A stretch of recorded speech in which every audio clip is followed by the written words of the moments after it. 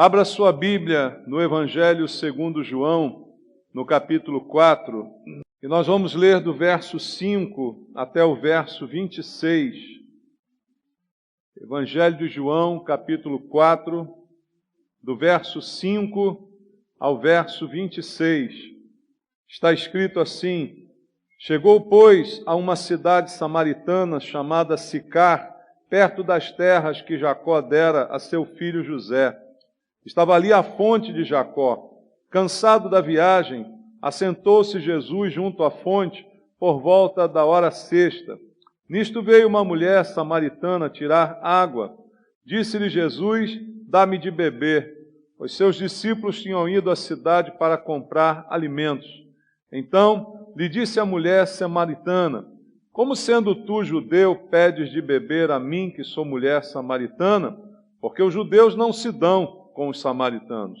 Replicou-lhe Jesus: Se conheceras o dom de Deus e quem é o que te pede, dá-me de beber, tu lhe pedirias e ele te daria água viva.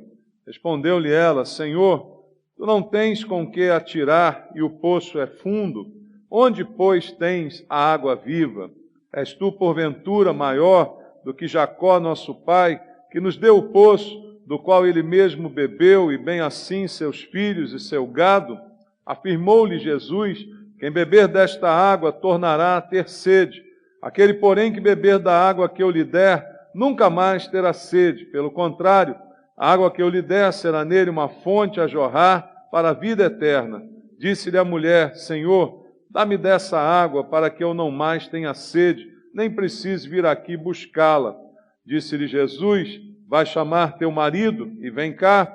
Ao que lhe respondeu a mulher: Não tenho marido. Replicou-lhe Jesus: Bem disseste, não tenho marido, porque 5 maridos já tiveste, e este que agora tens não é teu marido? Isso disseste com verdade. Senhor, disse-lhe a mulher, vejo que tu és profeta. Nossos pais adoravam neste monte. Vós, entretanto, dizeis que em Jerusalém é o lugar onde se deve adorar. Disse-lhe Jesus: Mulher, podes crer-me que a hora vem, e quando nem neste monte, nem em Jerusalém, adorareis o Pai.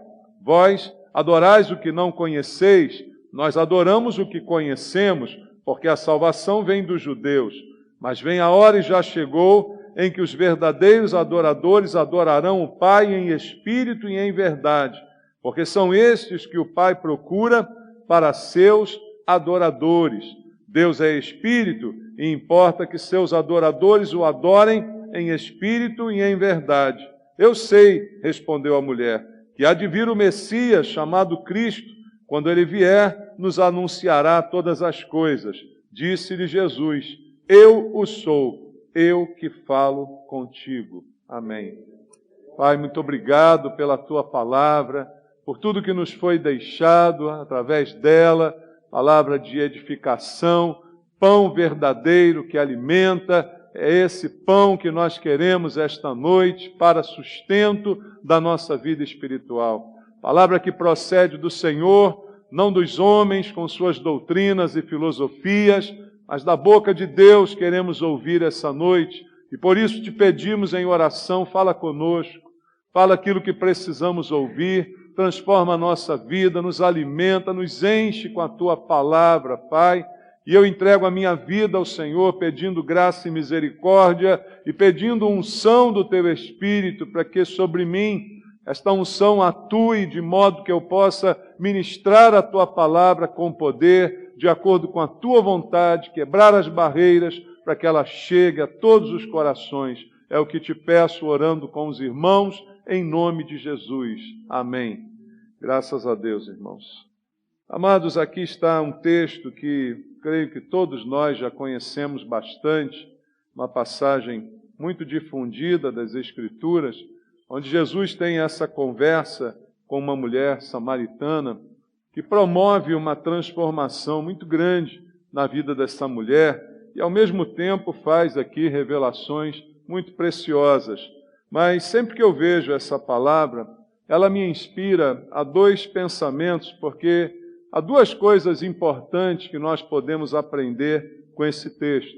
A primeira num sentido evangelístico, nós podemos aprender como aproveitar as oportunidades para atingir, para alcançar as pessoas que não conhecem a Cristo. Porque, na verdade, o que Jesus nos dá aqui, em primeiro lugar, é como que uma aula, né? Hoje de manhã falamos de uma aula que Jesus deu aos seus discípulos através do ato de lavar os pés de cada um. E aqui ele está dando também uma aula para todos nós de como conversar com alguém, de como chamar a pessoa ao encontro com Cristo, né? De como evangelizar uma pessoa. E esse texto, logo no seu início, nos mostra aqui, num exemplo prático, de que forma a gente pode usar as mesmas estratégias.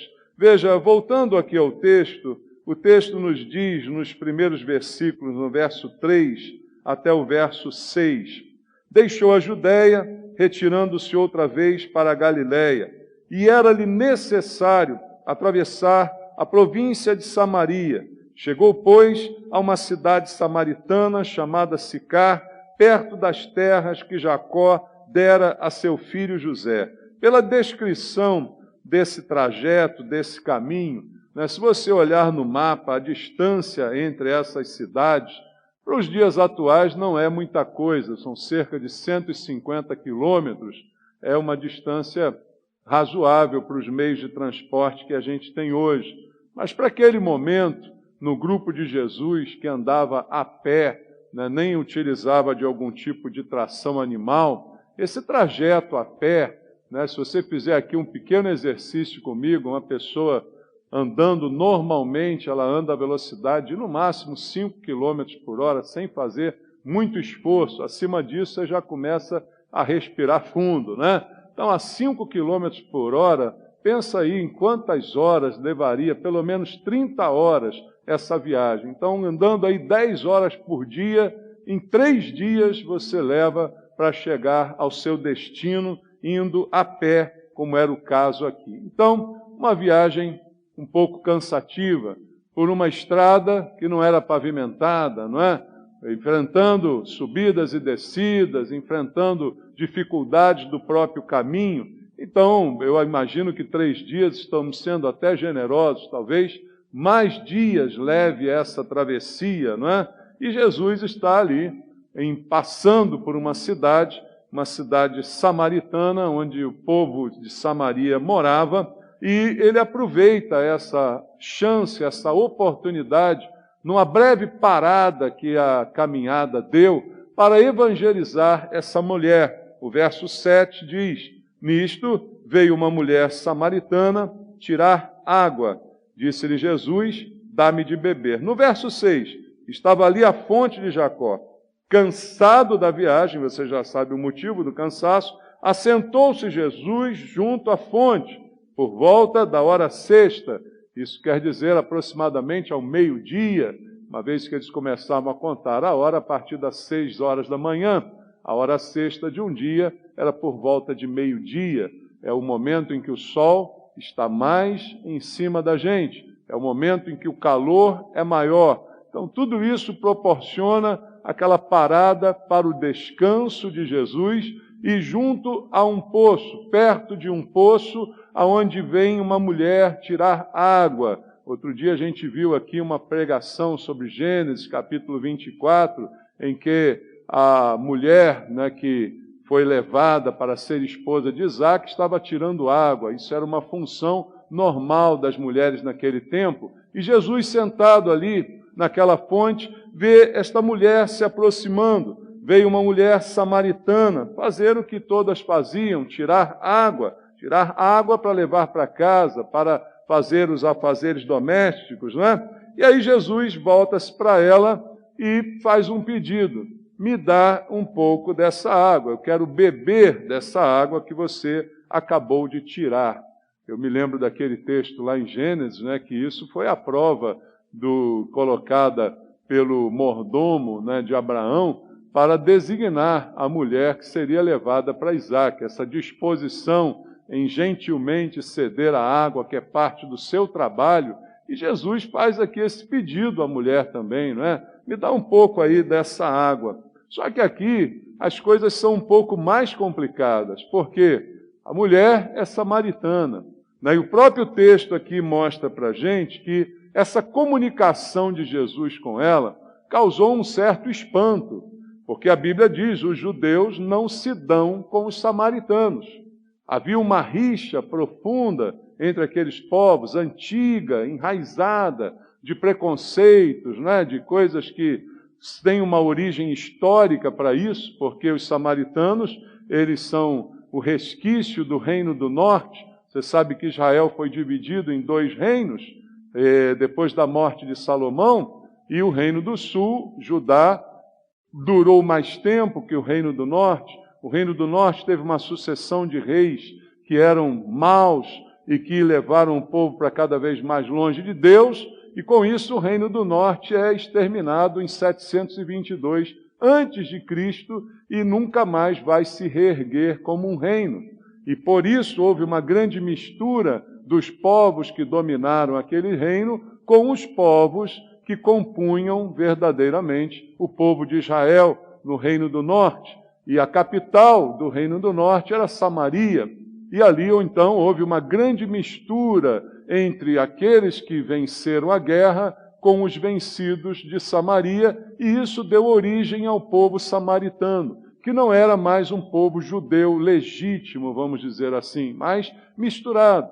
Então havia um preconceito racial, havia um preconceito por serem eles frutos do pecado, né? Então tinha um preconceito espiritual. Era uma rixa, não se falavam, não se davam. O judeu considerava o samaritano alguém inferior, alguém que não era digno de ser abordado numa conversa. Mas Jesus vai quebrar esse protocolo, né?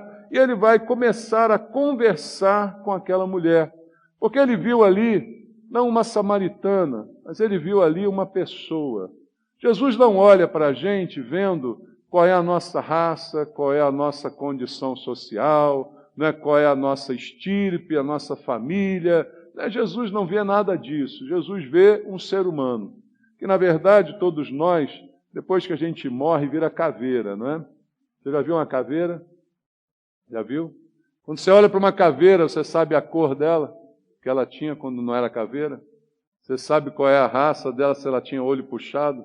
Dá para ver a caveirinha com o olho puxado? Não, não dá, né? Dá para ver se a caveira era preta, branca, amarela, qual era a cor que ela tinha? Não, não dava. Porque no fim, todo mundo é exatamente o mesmo. A mesma consistência, do pó viemos, ao pó voltaremos, e Jesus está vendo ali uma pessoa. E aí ele vai aproveitar essa oportunidade para salvar essa pessoa humana, que precisa ser salva. Mas o texto vai dizer no versículo 9, então lhe disse a mulher samaritana, como tu, sendo judeu, pedes de beber a mim, que sou mulher samaritana, porque os judeus não se dão com os samaritanos. Ela fica surpresa com aquela atitude, porque o preconceito era muito mais do judeu em relação ao samaritano do que o samaritano em relação ao judeu. Era mais numa direção do que noutra. Então ela se surpreende com aquela atitude e diz, olha, há um preconceito, há uma diferença aqui social, você está quebrando o protocolo aqui, você está quebrando a norma, falando comigo dessa maneira. Mas Jesus, ele não dá nenhuma atenção a esse problema, e pelo contrário, ele continua falando com ela. No versículo 10, diz, replicou-lhe Jesus, se conhecera o dom, o presente de Deus, e quem é o que te pede, dá-me de beber, tu lhe pedirias e ele te daria água viva. Então Jesus vai responder de uma forma que não tem nada a ver com aquele preconceito, não tem nada a ver com aquela cultura, simplesmente ignora esse assunto de preconceito cultural e vai responder de uma forma que vai colocar uma grande interrogação no coração daquela mulher. Jesus aqui é meio enigmático, né? Porque ele vira para ela e diz, olha, se você conhecesse o dom de Deus, isso já coloca uma interrogação. Será que eu não conheço o dom de Deus? O presente de Deus, a bênção de Deus, os significados dessa palavra.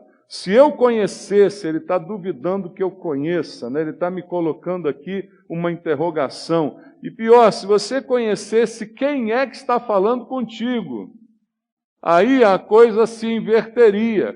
Ao invés de eu te pedir água, é você que me pediria. E de forma surpreendente, eu te daria uma água diferente. Eu te daria a água viva. Aí aquilo ali deve ter entrado ali em parafuso a mente daquela mulher, né? Porque ele não dá uma resposta comum, ele nem atenta para o fato dela citar o preconceito, ele simplesmente ignora e coloca ali uma interrogação no seu coração, dizendo: você sabe quem eu sou? Você sabe quem é Deus? Você sabe qual é o dom de Deus? Se você soubesse, a gente invertia os papéis. Era você que estaria agora me pedindo, e como resultado você receberia algo muito melhor do que essa água que você tem para me dar. Então, Jesus instigou ali a curiosidade. Veja como isso, irmãos, é algo inspirador para nós que queremos falar de Jesus com alguém. Você já teve o desejo de falar de Jesus com alguém? Sobre Jesus com alguma pessoa? Veja, a gente às vezes comete tantos erros nessa área. Eu creio que às vezes a igreja erra muito nessa área de evangelização, porque a gente fica abraçado àquilo que é tradicional, né? Eu tenho que falar de Jesus, então eu tenho que fazer dessa forma, eu tenho que abordar assim, assado e tal, e eu tenho que dar um folheto, eu tenho que falar, né, onde você vai passar a eternidade e tal, aquelas coisas, né, que a gente normalmente diz. Mas será que a gente não pode aprender com Cristo a ser um pouco mais criativo, a aguçar um pouquinho a curiosidade? Né? Jesus disse: nós, seus discípulos, seríamos o sal da terra. E o sal, uma das coisas que ele faz é provocar sede. Sede que já existe nas pessoas. Porque a segunda coisa que esse texto vai me dizer aqui é como existe uma sede universal em todo ser humano, que não é saciada com as coisas que a gente encontra por aí, muito menos com a água que a gente bebe. Porque é uma sede que está lá dentro da alma.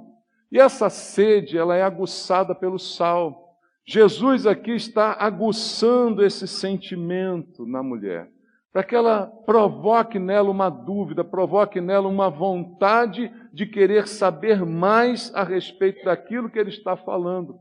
E muitas vezes o que acontece com a gente é que, como a gente em alguns momentos evangeliza de forma errada, o que as pessoas querem é que a gente pare de falar, né, irmãos?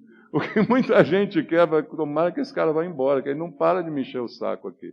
Então a gente não faz esse jogo de provocar a curiosidade, de provocar o interesse da outra pessoa. E essa é a grande aula que Jesus está dando aqui. Então, às vezes, a gente não chega a um resultado melhor, porque nós somos chatos, irmãos. A verdade é essa. Né? Às vezes, a gente, como crente, é chato e fala de maneira chata, e que a pessoa não está interessada. Mas Jesus vai provocar. E vai romper um preconceito, vai romper um distanciamento. Tudo isso ele está ensinando aqui simplesmente nesse texto.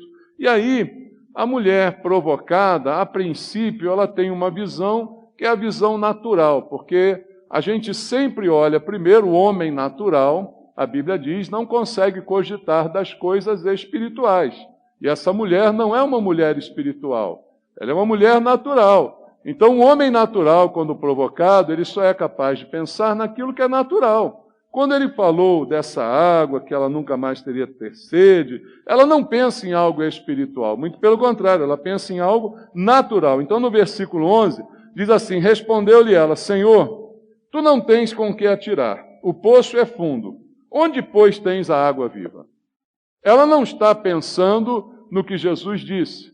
Jesus falou para ela que se ela o conhecesse, se ela conhecesse o dom de Deus, ela ia encontrar algo muito superior. Mas ela ainda está pensando em algo físico, ela ainda está pensando na água, no poço, na profundidade, na dificuldade. O que o senhor tem aí de mistério para me dizer, né? Tem uma carta na manga, onde o senhor vai tirar essa água aí que está dizendo que vai tirar? Por quê?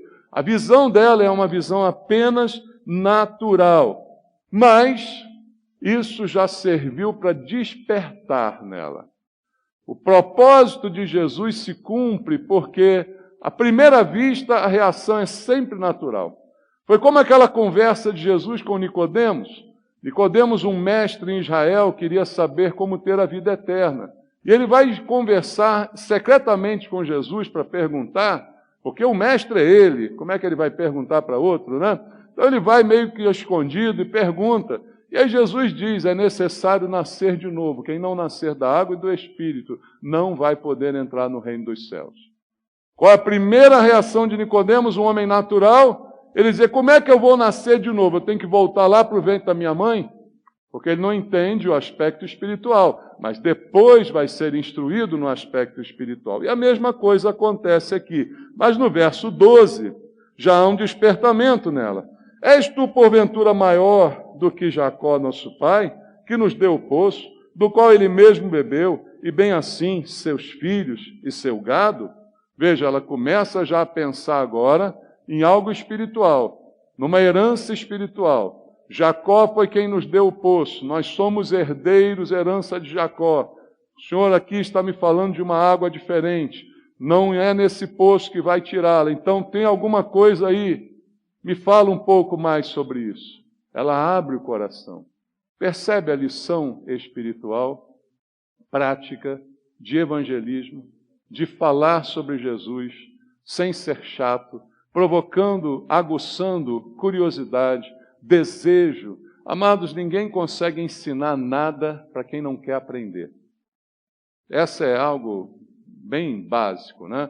Você manda o seu filho para o colégio, ele pode ficar lá porque ele é obrigado a ficar lá. É ou não é? Tem filho que, se não fosse obrigado, ele não ficava no colégio. Se o colégio não vigiar, ele foge. É assim? É ou não é? Tem muita criança assim, não tem? Que é obrigado a ficar lá. E ele fica lá, ouvindo aquilo tudo. Mas eu te pergunto, ele aprende alguma coisa? Ele não aprende nada. Ele tenta estudar para a prova, porque a prova é a garantia de que ele passou. Se ele colou, se ele arrumou as respostas, é outra situação. Mas ele não aprende nada, porque ninguém aprende nada que não quer aprender. Você só aprende aquilo que você deseja aprender. Então, se você vai falar com alguém que não quer ouvir do Evangelho, não vai produzir nenhum efeito, porque você precisa criar nela a vontade, ou pelo menos a curiosidade, de saber alguma coisa sobre aquilo que você está dizendo. Se isso não acontecer, não vai haver aprendizado de forma nenhuma. Então, essa é a grande lição primeira que eu vejo nesse texto, onde Jesus ensina a gente estratégia para falar de Cristo, né? Para ter oportunidade, para aguçar curiosidade e cumprir o propósito. Mas, como eu disse, o segundo aspecto, e talvez aí mais importante, que é o aspecto da sede espiritual e do suprimento espiritual que só Deus pode dar. Jesus, ao passar para a gente essa história, ele está mostrando que há uma sede em todas as pessoas desse mundo. Essa mulher samaritana representa eu, você, todas as pessoas que a gente conhece antes de ter um encontro com Cristo. É uma pessoa sem rumo, uma pessoa que está apenas no seu cotidiano, fazendo aquilo que sempre fez todos os dias, mas que está sedenta, apesar de tirar água. Tira água, mas a água não supre, então todo dia tem que voltar para tirar água.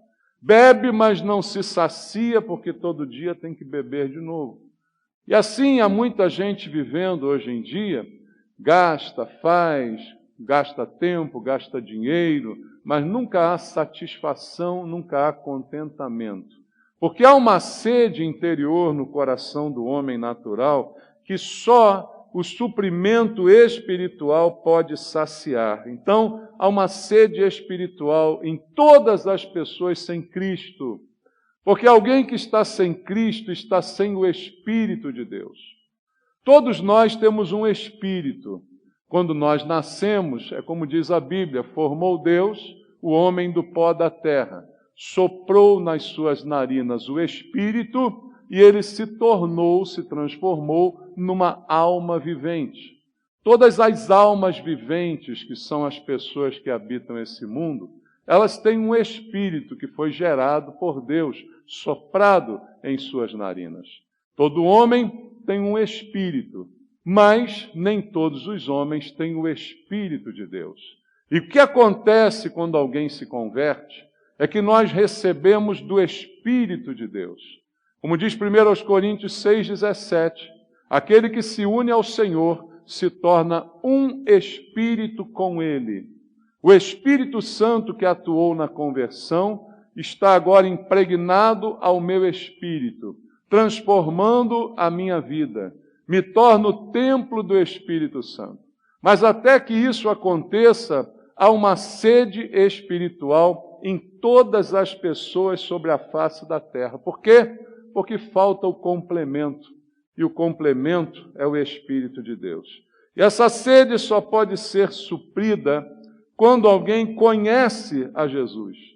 Por isso a pergunta de Jesus no versículo 10.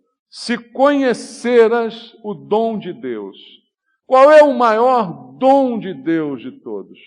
É Jesus.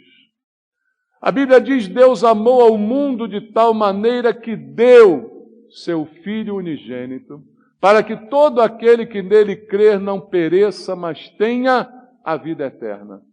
Jesus é o presente de Deus. Dom significa presente. Se você não conhecer o presente de Deus, você vai continuar com sede. E é o que ele diz para a mulher, se você conhecesse esse presente, e se você soubesse quem sou eu, as coisas se inverteriam nesse momento. Então a sede do homem só pode ser suprida quando ele conhece de verdade a Jesus Cristo, e era o que aquela mulher estava tendo ali de oportunidade. A oportunidade chegou à casa daquela mulher, porque ela estava tendo a oportunidade de conhecer verdadeiramente o dom de Deus e conhecer verdadeiramente a Jesus Cristo. E aí ele diz, a água da vida será dada a você.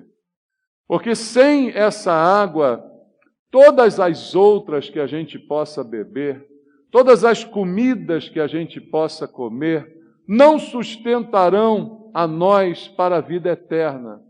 Durante a sua vida você come, bebe um monte de coisa, mas isso não vai te fazer viver para sempre. Mas a água da vida, ela faz com que você viva para sempre.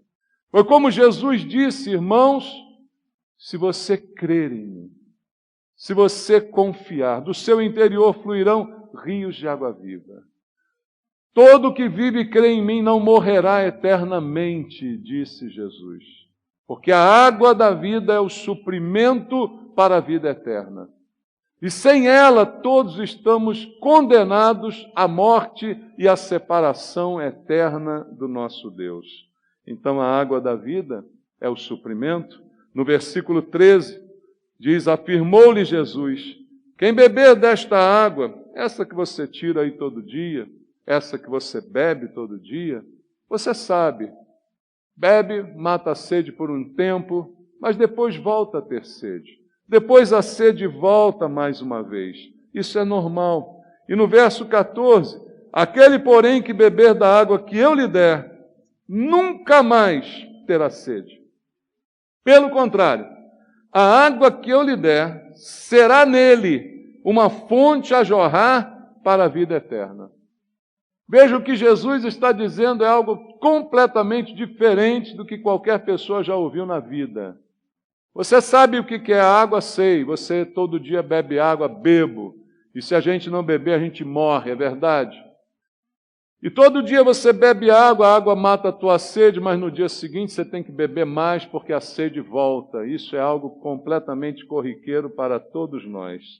Mas aí Jesus, no verso 14, diz, aquele, porém, que beber da água que eu lhe der, essa é diferente. Essa vai ser uma única vez. Não é em doses homeopáticas. É numa única dose. Você toma e está vacinado para o resto da vida.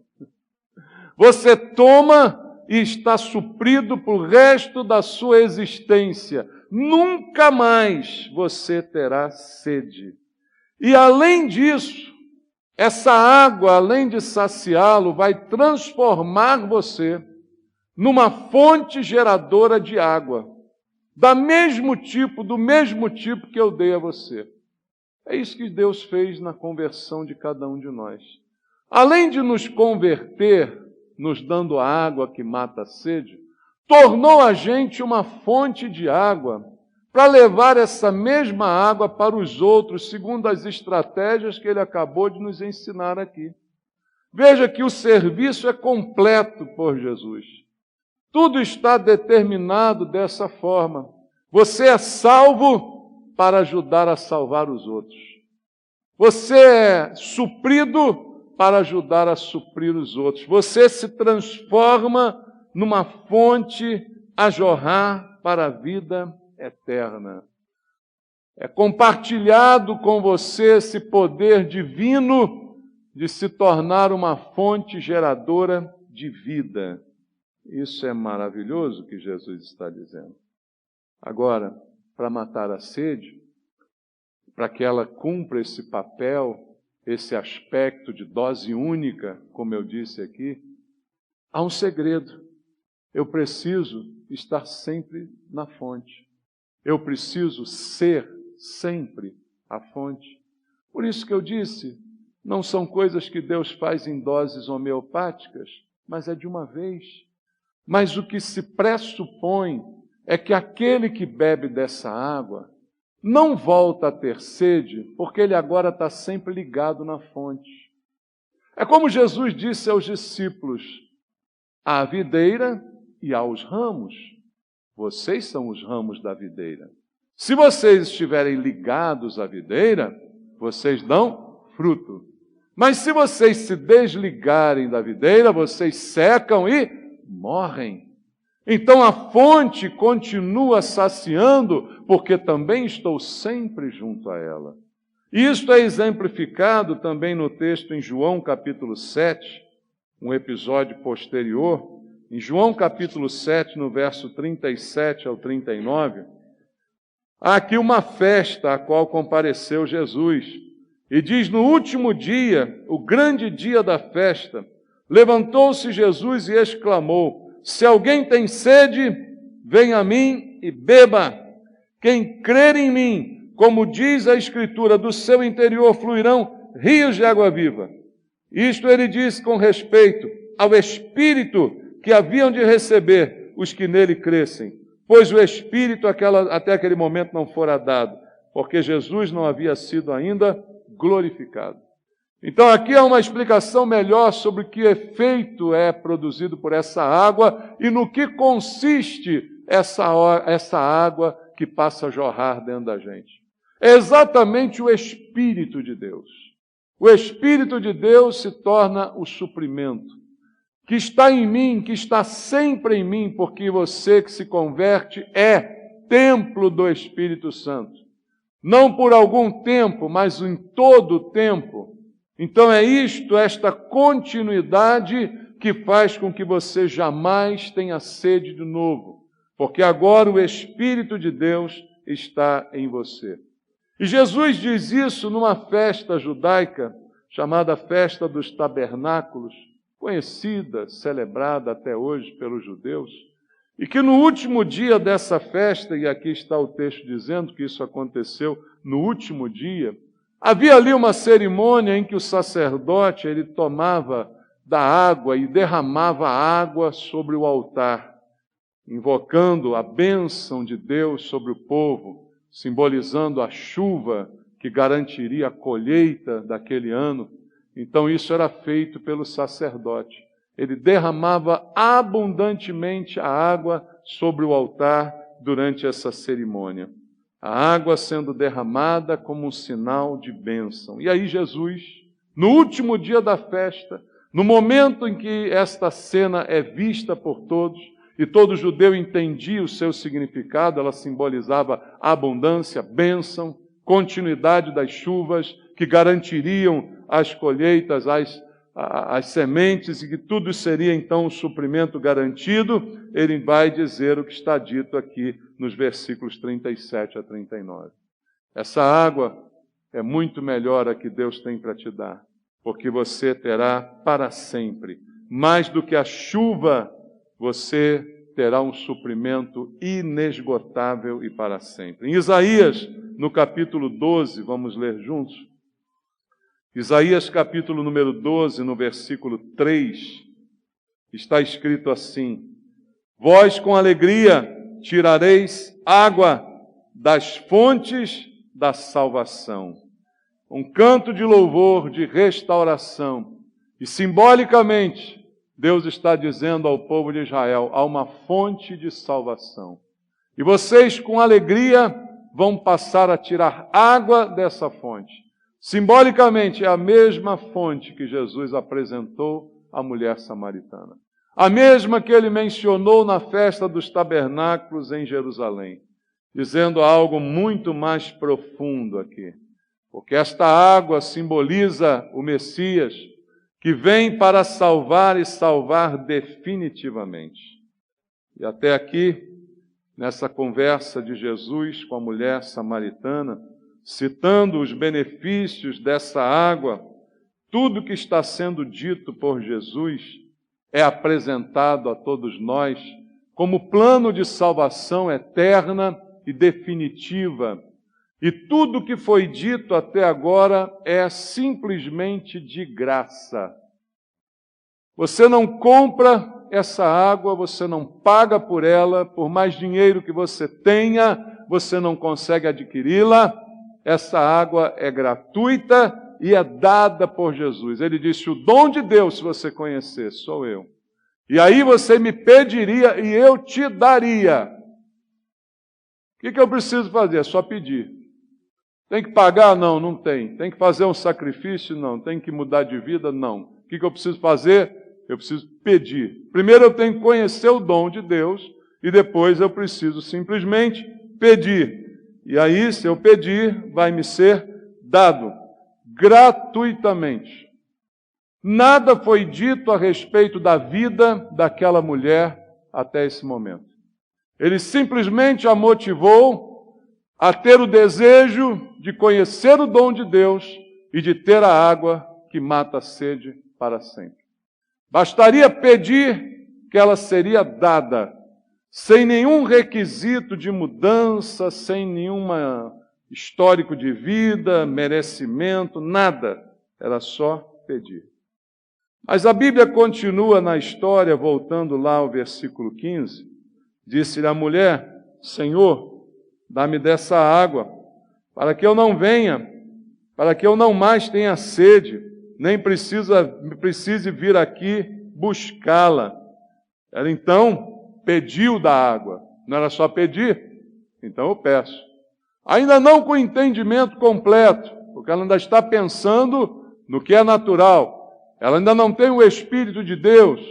Então ela ainda está pensando no seu trabalho de ir lá, voltar, de pegar e retornar. Ela diz, bom, pelo menos disso eu vou me livrar. Não, eu não vou mais ter que vir aqui tirar essa água. Então ela aceita a proposta. Mas uma vez aceita a proposta, que como eu disse é gratuita e pode ser requisitada por qualquer um, aí Jesus fala alguma coisa importante aqui. No versículo 16, ele diz assim, vai e chama teu marido e vem cá. Jesus já sabia tudo sobre ela. E ele faz então essa proposta. Você quer água? Tudo bom. Vai lá, chama teu marido e vem cá. Ao que lhe respondeu a mulher, não tenho marido. Aí Jesus fala para ela assim, falou bem, não tenho marido. Porque você já teve 5 maridos. E agora você está vivendo com um homem. E esse homem não é teu marido. Então você respondeu corretamente aquilo que você acabou de me dizer. Até agora não foi necessário nenhuma transformação. Mas agora que ela quer a água, a verdade é apresentada a ela no sentido de que, junto dessa água, a mudança de vida deve ocorrer. Uma coisa completa a outra. Não é pré-requisito, mas é consequência. Se você quer a água, é muito bom, porque isso é o melhor que você pode querer. Mas eu também quero uma coisa de você. Eu quero que a sua vida mude. Eu quero que você conserte a tua vida. Eu quero que essa água seja tão motivadora para você, a ponto de constranger seu coração, a mudar da mentira para a verdade, a mudar do engano para a realidade. Eu quero agora que você experimente novidade de vida. E Jesus sabia da sede dessa mulher. Porque ao tocar no problema chamado marido, ele tocou exatamente no problema daquela mulher. E o problema daquela mulher não era só o marido. Porque Jesus disse, chama teu marido, ele já sabe tudo. Mas ele quer ver a reação dela. E ela, de alguma forma, reconhece. Ela não tenta dar nome bonito, porque hoje em dia tem nome bonito. Quando você vive com alguém e não quer casar, você dá um nome bonito de união estável. Mas isso é a mesma porcaria de que não casar. Ou casa ou não está casado. União estável só existe na lei dos homens. Na lei de Deus ela não existe. E aqui é claro que Jesus disse a ela, não fique com raiva de mim, transfira para Jesus a sua raiva, e foi ele que falou. Ele disse, você falou muito bem que você não tem marido. Você já teve 5. Esses 5, e ele não explica se morreram, o que aconteceu com eles, acredito que tenham morrido. Ela é viúva 5 vezes, essa mulher é um perigo, né? 5 vezes viúva, vai casar com ela, esse é o próximo. Mas, está aqui, você já teve 5. 5 foram reconhecidos como marido. Eu reconheço como marido, mas agora você tem um puxadinho. Você agora tem um caso. Você não tem um marido. Você tem um ajuntamento. Você se mistura com esse cara aí. Esse não é teu marido. Foi isso que Jesus disse para ela. E aí, amados, uma mudança precisa acontecer. Uma mudança é necessária. Este que agora você tem não é o seu marido. Jesus sabia, quando começou aquela conversa, tudo que era a realidade dessa mulher. E a realidade dela é a sede. A sede que, no caso dela, era uma sede de estabilidade emocional, uma sede de amor, uma sede de acolhimento. Porque a Bíblia diz, não é bom que um homem viva só. Ninguém foi criado para viver sozinho. Se você está em idade de casar, eu recomendo case. Não ouvi nenhum amém aqui. Caramba. Agora, se quer juntar, vai levar uma surra. Se quer união estável, eu vou te dar uma bolacha. Mas se quer casar, case. Porque casar é bom. E é para isso que Deus criou o homem e a mulher, para casar. Não é bom que o homem esteja só. Far-lhe-ei uma auxiliadora que lhe seja idônea. Case. Porque a falta disso promove uma carência emocional, afetiva, que leva, inclusive, e infelizmente isso atinge mais as mulheres, mas também atinge aos homens, a carência faz com que a gente aceite qualquer porcaria. A carência faz com que a gente acabe pegando o que tem. Mas há um ditado no mundo, que não é um ditado bíblico, mas que tem um princípio bíblico, e eu digo para você, antes só do que mal acompanhado. Então é melhor estar sozinho do que estar com a pessoa errada. E mais ou menos foi isso que Jesus disse para aquela mulher naquele momento. Porque a sede dela era companhia, era ter alguém ao lado. Ela tentou 5 vezes. E agora está numa 6ª tentativa, dessa vez não correta, não legal. E isso ia continuar de galho em galho, como pulga em cachorro, que pula de um cachorro para o outro. Você não foi chamado para ser uma pulga de cachorro, meu irmão, minha irmã. Não é essa a vontade de Deus, porque isso nunca vai matar a sede, isso nunca vai suprir a necessidade verdadeira. E Jesus conhecia tudo sobre aquela mulher. Mas aí, diante dessa revelação dele, ele contou a vida dela toda ali, mostrou, expôs, botou o dedo na sua ferida. Aí ela diz no verso 19, Senhor, disse-lhe a mulher, vejo que tu és profeta. Agora eu percebo que o Senhor está falando por Deus. Profeta é aquele que fala por Deus. Eu percebo isso agora no Senhor. E aí o verso 20 continua. Nossos pais adoravam neste monte.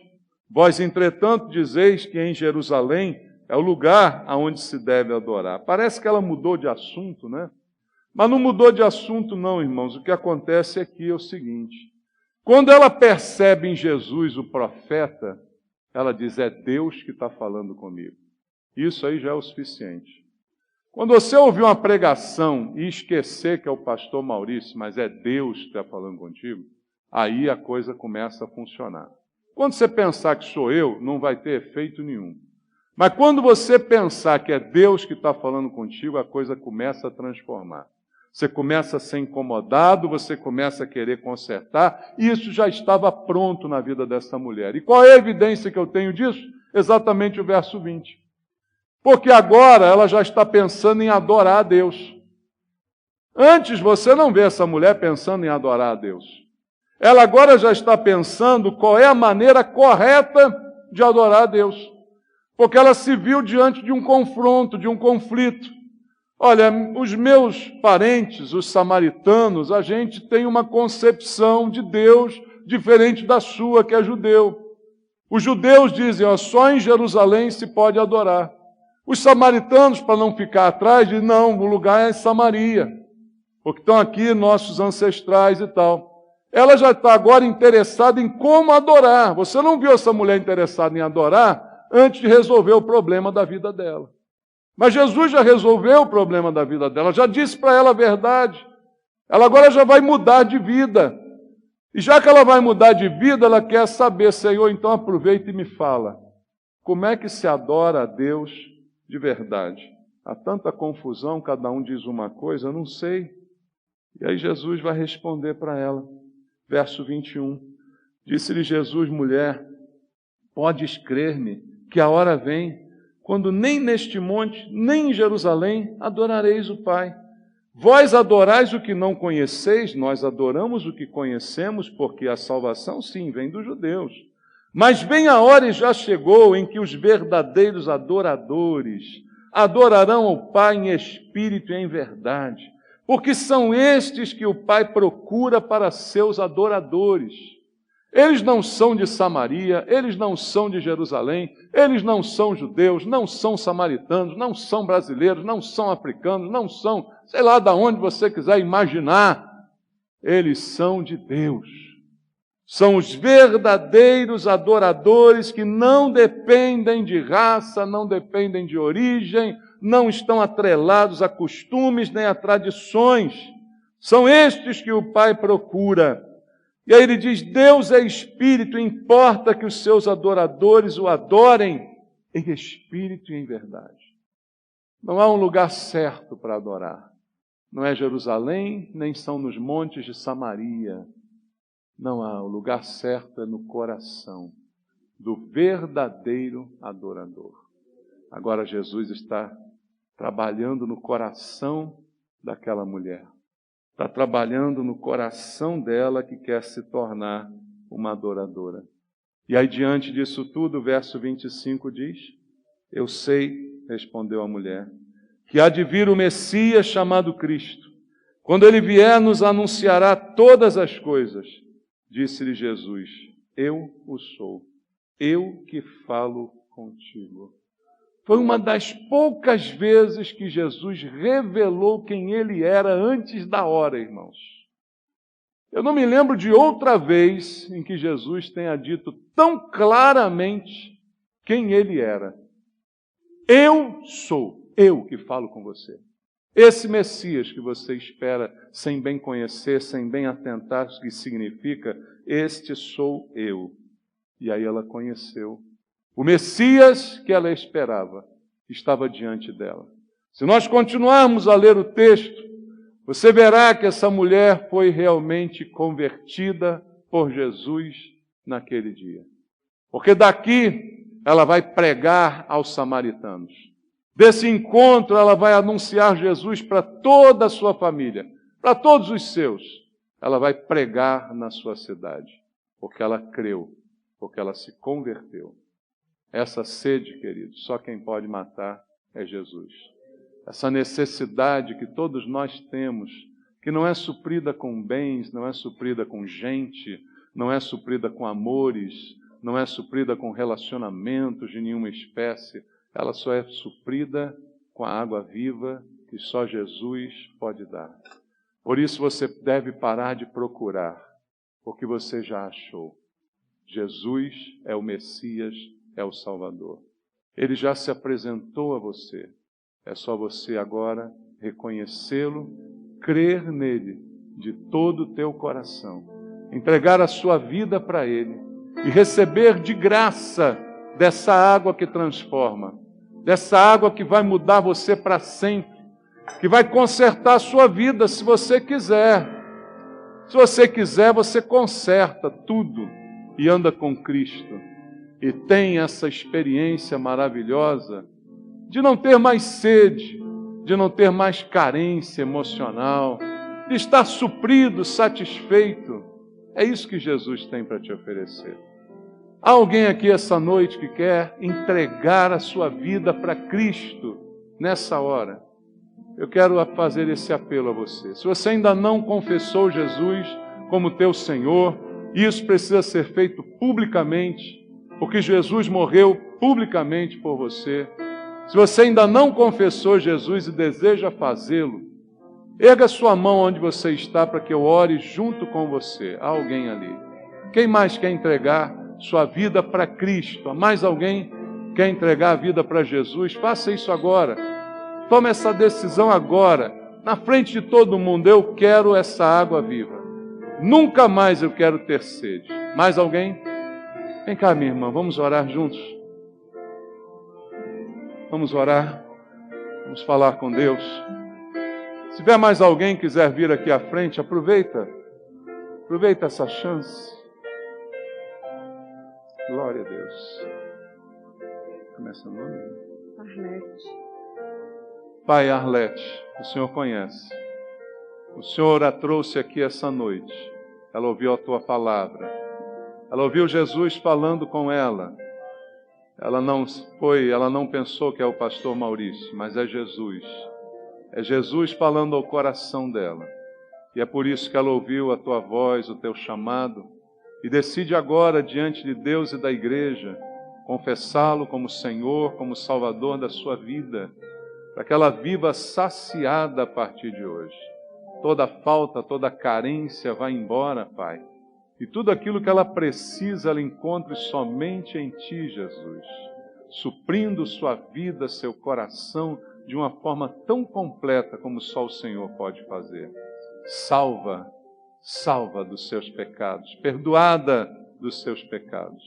Abençoa Arlete, Pai. Eu te peço, junto com a igreja, em nome de Jesus. Amém. Deus te abençoe.